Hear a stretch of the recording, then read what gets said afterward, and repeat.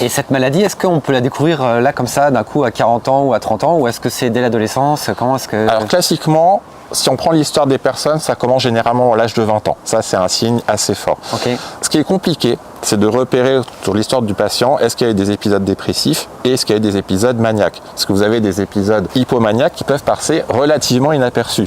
Et si on ne le trouve pas dans l'histoire du patient, que le patient s'en souvient plus, eh ben, on peut passer à côté du diagnostic parce que justement, on n'a pas bien repéré ces éléments-là. Ça rejoint un point extrêmement important. Pour faire le diagnostic, il faut absolument pouvoir avoir une visualisation de l'ensemble du parcours du patient.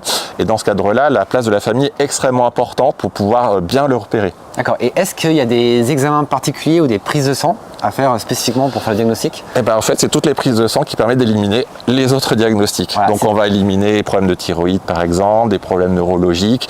Et s'il n'y a rien et que ça correspond effectivement aux critères diagnostiques d'un trouble bipolaire,